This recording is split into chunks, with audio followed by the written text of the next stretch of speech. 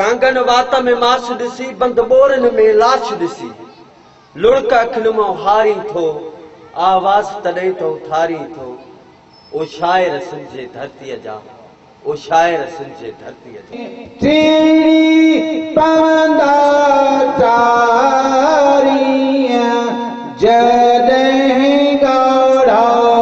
गुल यलोम्या तॾहिं मिलंदासी ओ तॾहिं मिलंदासी अल्लाहु अल्लाहु अल्लाहु अल्लाहु अल्लाह है जॾहिं वरदियूं जड़ियूं हो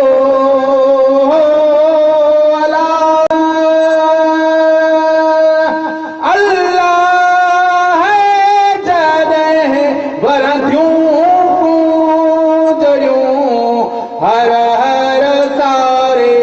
हर हर सारे हुल अलोम्या तॾहिं मिलंदासी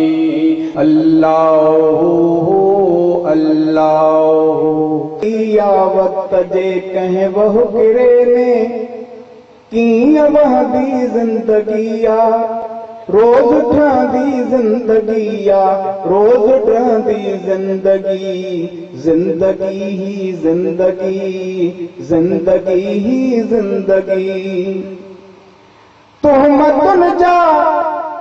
भी सवे तूफान ईंदा था रहन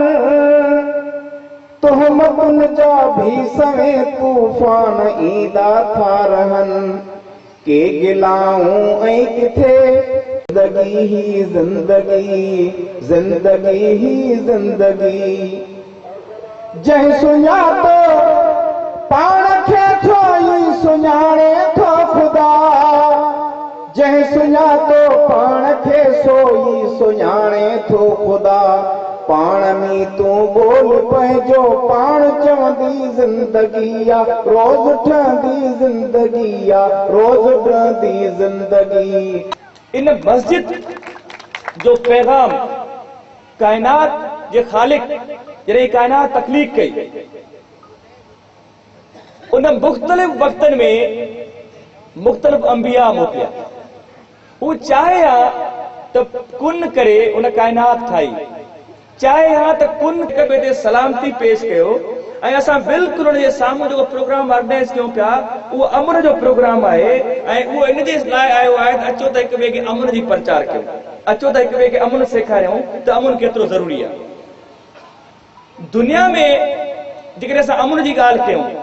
अमन कहिड़ी शइ जो नालो आहे पहिरीं असां सम्झूं त अमन आहे छा त ही नौजवान जॾहिं कुझु पढ़ी सघंदा न 5 सबक बि हिननि पढ़िया न मैट्रिक इंटर हिननि यादि कई ख़बर न आहे किथे पढ़ंदा ही जेका मां हिते ॻाल्हि कयां त पोइ सभई बि हिते ॻाल्हि कंदा त भई अचो त हाणे प्रैक्टिकल थियूं सिंध सदाईं आबाद रहंदी इल्म आज़ादी जो नारो हिकिड़ो दफ़ो वरी तेज़ी सां मिलण